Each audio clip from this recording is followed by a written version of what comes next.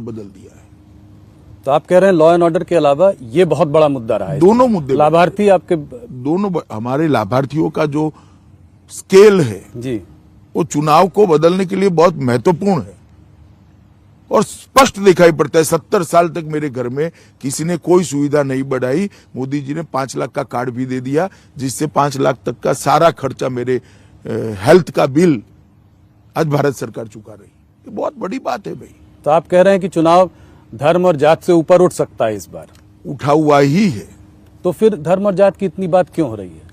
हर भाषण में धर्म और हर बात। एक ट्रेडिशन पड़ी थी कांग्रेस के जमाने से, सपा बसपा ने उसको और गहराया, कुछ बार सफल भी हुए थे पास्ट में, मगर अब मुझे लगता है धीरे धीरे धीरे ये कम होता जा रहा है।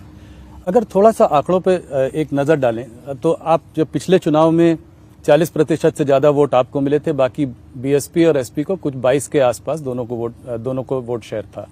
अगर इस बार अगर आप देखें तो मुसलमान का ऐसा लगता है कि बाइपोलर कॉन्टेस्ट है, दो ही मतलब मुसलमान कंसोलिडेट होगा समाजवादी पार्टी के साथ, साथ में उनके संग यादव भी हैं, कुछ और जातियां भी जुड़ रही हैं, जैसे राजभर हो गए, जाट भी शायद थोड़ा बहुत इधर उधर छिटक सकते हैं। तो अगर आप इस पूरे समीकरण को देखें तो कुछ चित्र बदलता हुआ दिखाई देता है। देखिए आप, मैं तो मानता हूं हर चुनाव अलग होता है, हर चुनाव के डायनेमिक्स और इसकी गिनतियां भी अलग होती है, परंतु आप जो कह रहे हैं तो मैं इससे बाद वाले एक चुनाव में कह रहा हूं आपको। आप 17 का चुनाव दे, मैं 19 का चुनाव में चारों पार्टियां साथ में थी, क्या हुआ? हम 65 सीट जीत कर आ गए और 287 असेंबली में हमारा विजय हुआ जी। मैं 65 लोकसभा कह रहा हूं, उसको अगर असेंबली के सांचे में ढाल देते तो 287 असेंबलियों में विजय हुआ। आप अगर 17 का उदाहरण देते हैं तो 17 में तो 2 ही पार्टियां थी, कांग्रेस और सपा। 19 में सपा, बसपा, कांग्रेस और आरएलडी चारों इकट्ठा हुए थे जी। हम 287 असेंबली सीटों पर जीते थे, 65 लोकसभा जीते थे।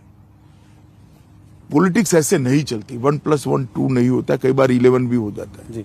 पर कहते हैं कि जो स्टेट का इलेक्शन अलग तरीके से लड़ा जाता है, सेंटर का इस तरीके से आप जातियों को जोड़कर स्टेट का नंबर नहीं निकाल सकते। नहीं, देखिए 2014, 17, 19 उत्तर प्रदेश की जनता ने एक ही रास्ते पर नरेंद्र मोदी जी के नेतृत्व का थप्पा लगाने का काम करा है और मुझे पूरा भरोसा है कि 22 में भी मोदी जी के नेतृत्व में हम प्रचंड बहुमत के साथ जुड़कर आएंगे। और इसके साथ मोदी जी के साथ साथ इस बार योगी जी ने जो काम किया है वो भी हमारी बड़ी पूंजी बनी। मायावती को आप किस तरीके से देखते हैं? बीएसपी को इस चुनाव में आप कैसे देखते हैं? ज्यादा सुनाई नहीं पड़ रही है, ज्यादा हाई प्रोफाइल कैंपेन नहीं है। देखिएगा, बीएसपी ने अपनी रिलेवेंसी बनाई हुई है। आप कह रहे हैं कि वोट आएंगे? मैं मानता हूं वोट आएंगे और सीट्स भी आएंगी। सीट्स में कितना कन्वर्ट होगा वो मालूम नहीं, मगर वोट जरूर आएंगे। तो जाटव वोट जो उनका जो वोट बैंक है वो नहीं खसकेगा, वो उनके साथ रहेगा। और कोई वोट बैंक भी जुड़ेगा? मुसलमान भी काफी बड़ी मात्रा में जुड़ेगा। मुसलमान बीएसपी को भी काफी बड़ी मात्रा में वोट देंगे, काफी सीटों पे। तो उससे जो है उसका फायदा आपको मिलेगा, क्योंकि एसपी और बीएसपी। देखिए, फायदा नुकसान ऐसे नहीं होता है, वो सीट स्पेसिफिक होता है जी। इस प्रकार का आकलन नहीं लग सकता पॉलिटिक्स में, परंतु बीएसपी की रिलेवेंसी खत्म हुई है, वो बात ठीक नहीं। पर मायावती और बीजेपी का कोई गठबंधन होने का कोई पॉसिबिलिटी, कोई आगे जाकर तो तालमेल? राहुल भाई, आप समझते नहीं, गठबंधन की जरूरत ही नहीं है। हम प्रचंड बहुमत से स्वयं ही सरकार बनाने जा रहे हैं। समर्थन तो बाद में, अच्छा काम करने में सबका चाहिए, सपा का भी चाहिए जी। ओपोजिशन का रत्नात्मक समर्थन तो चाहिए ही चाहिए, परंतु सरकार बनाने के लिए किसी की जरूरत नहीं पड़ेगी। भारतीय जनता पार्टी अकेले बहुमत प्राप्त करेंगी। हमारे पास जो दल है, 2 दल है, वो भी अच्छी सीटें प्राप्त करेंगे। हम पर्याप्त सीटें जीतेंगे। आपको लगता है इस बार लड़ाई बैकवर्ड वोट्स की है? नॉन जाटव बैकवर्ड वोट्स की लड़ाई सबसे ज्यादा है? सब लोग उस वोट बैंक की तरफ। देखिए, उत्तर प्रदेश में 3 वर्ग है जी। एक, गरीब कल्याण की हमारी योजनाओं ने सबसे गरीब व्यक्ति को भाजपा के साथ जोड़ा है। जो मध्यम वर्गीय लोग थे वो कानून और व्यवस्था और सुख चैन की जिंदगी के कारण भाजपा के साथ जुड़े, और जिनको एक अच्छा खासा जिन्होंने जीवन में सफलता प्राप्त की है, आर्थिक स्थिति भी अच्छी है, ये सारा वर्ग उत्तर प्रदेश के विकास और इंडस्ट्रियल डेवलपमेंट जो हो रहा है इसके कारण हमारे साथ। मैं किसानों की पहले एक बात कर लूं, लगभग 86 लाख किसानों का हमने ऋण माफी किया था और 35,000 करोड़ का ऋण माफ किया था। लगभग आप 435 लाख मैट्रिक टन खाद्यान्न हमने खरीदा है, किसानों से खरीदा है और 80,000 करोड़ का भुगतान डायरेक्ट उसके बैंक अकाउंट में किया है।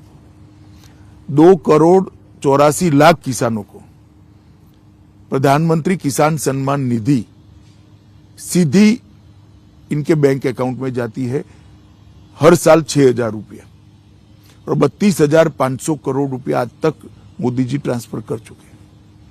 प्रधानमंत्री किसान फसल बीमा योजना के तहत 25,60,000 किसानों को लगभग 2,200 करोड़ रुपया का भुगतान हो गया है और लगभग 4,72,000 करोड़ रुपया फसली ऋण जो शॉर्ट टर्म होता है जी, हर फसल के लिए होता है, उसको हमने पहुंचाया है।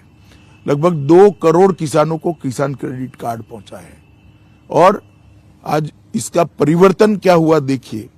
यूपी गन्ना, चीनी, गेहूं, आलू, हरी मटर, आम, आंवला और दूध, इस सब में देश में नंबर 1 बना है, जो 5 साल पहले किसी भी चीज में नहीं था।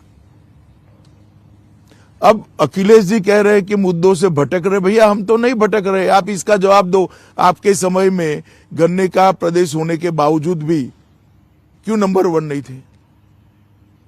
दूध का उत्पादन इतना ठेठ पानी होने के बावजूद भी क्यों नंबर 1 नहीं थे? गेहूं में क्यों नंबर 1 नहीं थे? आप बताओ। क्योंकि आपने परफॉर्म नहीं किया था और हमने ढेर सारा गेहूं, दलहन, चावल, सब चीज में उत्पादन को बढ़ाया है और बहुत बड़ा भुगतान भी किसानों को किया। फार्मर एजिटेशन की वजह से उनके अंदर कोई रोष नहीं है? देखिए, एक परसेप्शन बनाने का जरूर प्रयास किया गया मगर सफल नहीं हुए। किसान हमारे साथ है। ब्राह्मण वोट बैंक की